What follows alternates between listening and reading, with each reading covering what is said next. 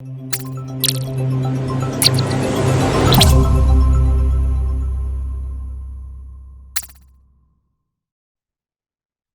¿cómo estás? Bienvenido, bienvenida a las clases de Internal Assessment for Spanish Ab Initio. In these videos, first I'm going to be explaining the mechanics of this interview that I assume that you know. You're going to be given two options of images like visual stimuli, and then you're going to have to do a certain presentation of the image, and then a discussion will ensue. My idea in these videos is to talk about specific alternatives and give you practice prompts for the different units of our syllabus. So at the beginning of each one of the videos, I'm going to be explaining how the mechanics of the interview work, and then we're going to take a look at possible examples. ¿Sí? Vamos a comenzar entonces con la unidad de identidades. Vamos. So the whole internal assessment activity will be of around 20 minutes, 25 minutes, something, I'll say 25 minutes, more closer to 30 minutes, right? First, you're going to be given two images, yes, with no text or very little text. We're going to see examples of those. Sometimes what teachers do with groups is that they pre-arrange which units are most likely to come up in the visual stimuli, even though the pictures will say nothing. I mean, in terms of it won't say this belongs to the unit whatever. You are the one that has to relate the image to one of the units, yes. But in many cases, what teachers do is they kind of narrow down the possible main topics that the interview starts with, right? Later on, the interview will deal with other stuff. So first, you're going to have two images. You're going to choose one. You're going to take it to the back of the classroom or to wherever the designated area is, and you're going to have to prepare a description of the image where you're going to be using as much vocabulary as possible. You're going to link it with one of the units. In 100% of the cases, the images are self-explanatory and they link well with clearly with one of the units that you have studied. Then you have to link it with an item, an element of the Spanish-speaking world. And for this is very important because IB puts a lot of emphasis and a lot of marks on this, right? That you're able to go over the different aspects, the different like cultural aspects, right?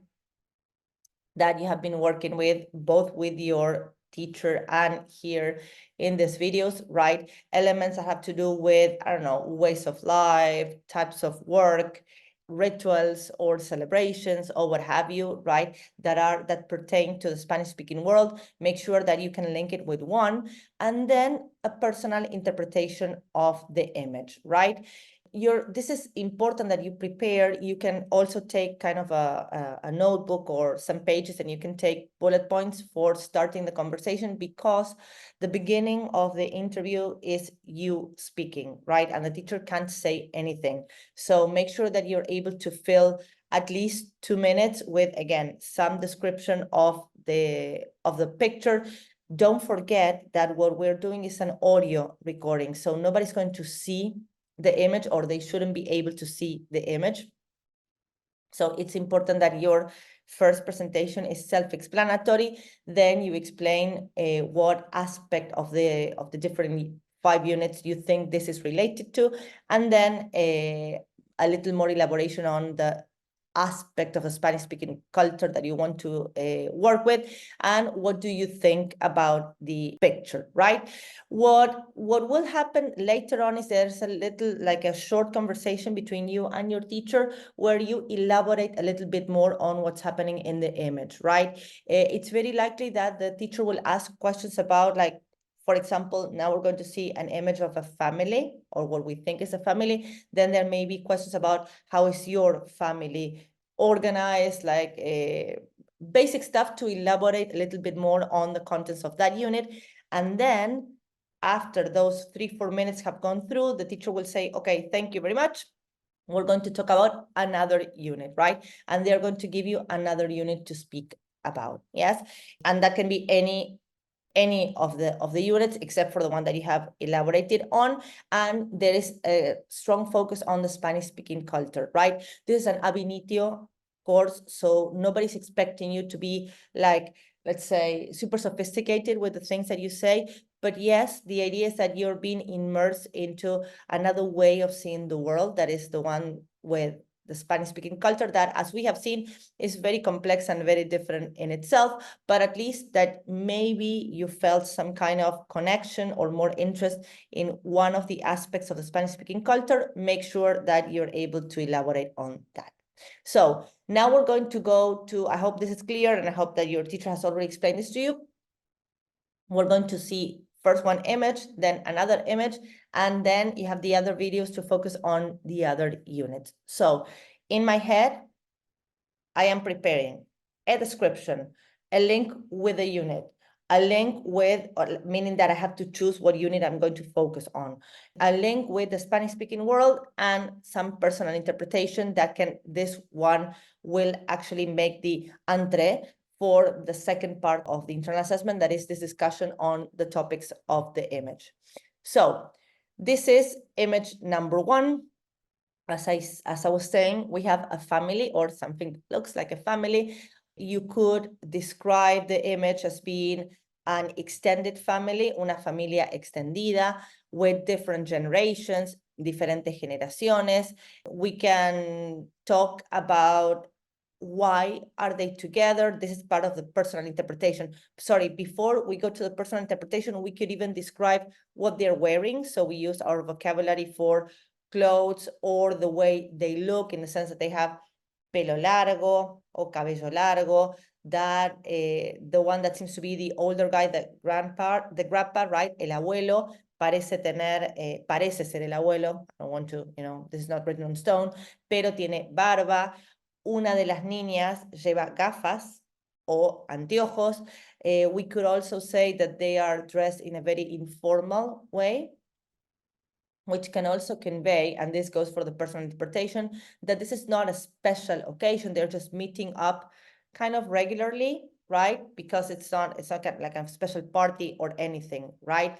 It can also be said that they look very happy, ¿sí? Muy felices, very relaxed, right? So this conveys, or this suggests that they have a good relationship among all of them, right? Of course, we don't know, but we can assume, right? Por supuesto, la unidad con la que relacionaríamos esto sería la unidad 1, identidades. And one of the aspects of identidades is the issue about the way families are in the Spanish-speaking world, and especially in the Latin American world, right? Of course, this is a family that has a lot of people, right? And it has and there are families that have many more, right? And there is this stereotype, right, of the Latin American family as being very crowded with a lot of people, that they always get together, right? And that they do a lot of family activities. And actually, me coming from a Spanish-speaking world, it is like that, right? Of course, not for all families, but it is very common that during the weekends, you get together with your parents or with your spouse's parents, and everybody goes there to have lunch, right? And you stay for the afternoon, mostly on Sundays. And in many families, there's also kind of a fixed menu, especially pasta or sometimes asado, grilled meat, yes? And that's very common. Then the questions that your teacher may ask you about is like, how does this compare to your family? And then you could speak about, for example, numbers, right? Or like sizes, right? ¿Es your family más grande, más pequeña? ¿Vives con tu familia? ¿No vives con tu familia? You could also think about the way your parents or your grandparents or cousins, aunts, uncles, etc., how they dress, right? Think about whether you have regular family reunions or not. And all of this would have to cover around, give or take, 6 minutes between the description, and the discussion. Remember that the interpretation, that sometimes is the most difficult thing, is again, are they happy? Are they together? What do we think that this conveys about family bonds, about family ties? Yes. Bien, we could even speak about the way their house looks at the back, right? Are they middle class? Are they rich? Do they look poor? Etc., etc., etc. Yes. The last thing would be, again, to link this with an alternative unit. Your teacher may link this with an alternative unit, or they may not, right? They can say, okay, so now we're going to talk about families with and the impact of technology, right? So you link it with human ingenuity, ingenio humano. And maybe you can talk about cell phones and how people get connected through technology, or again, not, and say, okay, we're finished with this image and we're going to talk about something completely different. And then they are going to give you a different unit, right? So if you have anyone to practice it with, cool. If you don't, at least do the bullet points of the description using as much information as possible. Focus especially on the features, right? The personal attributes, maybe the colors of their clothes, etc. Make it simple, but on point, right? Bien. And I have another image here that again links to identidades in a clear way, because remember that identidades also deals with food. Yes, so you could describe here what you see as food. This is obviously, well, you don't need to know, maybe you don't, but this is obviously Spanish food. Yes, because we see products, right? Like here, vemos, estos son almejas, creo. I don't know. I don't eat meat, right? I'm a vegan. And then we have here, we have well, in Argentina, they're called rabas. And in Spain, they're called, I've forgotten, right? But it's kind of this fish rings, and then you fry them and you put lemon on them. Then you have paella, we have arroz, and we have vegetables, and we also have chunks of sea products. We also have jamón here, a toast with jamón. We have olives, aceitunas, see, or olivas. So you would have to explain first what you see. Sometimes the vocabulary about food is not easy, but at least you should be able to say whether this food is dulce or salada, if this is a main course, or if it's a dessert. These are tapas, you know, in Spain, where you have like small plates with like a bunch of different things. They're called tapas, or you te vas de tapas or te vas de tapeo, okay? So you have like bits of different flavors and different types of food, right? We also have tomatoes here, the cherry tomatoes.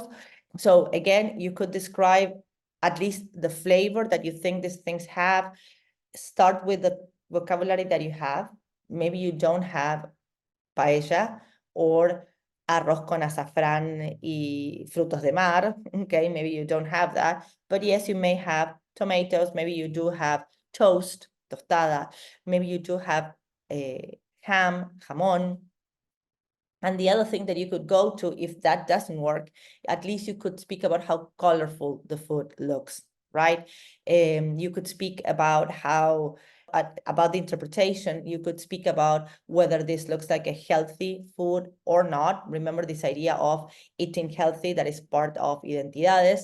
And then you could speak about, I don't know, the dieta mediterránea, about how much, I don't know, olive oil or different types of sea products, right, are used, and whether this looks like a healthy or a non-healthy diet. And then the questions could go along the lines of, what do you eat, right? Do you like this type of food? What do you like to eat? So make sure that you have in your head at least one dish that you like a lot, and you are able to say how it, or what does it taste like, or and how is it cooked, right? Think about whether you would like, when you go on a trip, whether you would like to taste, to try these foods, and then you're linking it also with experiencias. And then, of course, your teacher would say, thank you very much, we're moving on to another unit. So again, as I said with the family picture, think about how this one could be, or how many bullet points can you find for this, right? At least for the description. And when you see that you have a lot, or that you have none or very little, you know that you have to go recheck the vocabulary and the information about this issue of food. Yes? Muy bien. Nos vemos entonces en el próximo video sobre internal assessment para trabajar una nueva unidad. Muchas gracias y a practicar. Hasta luego.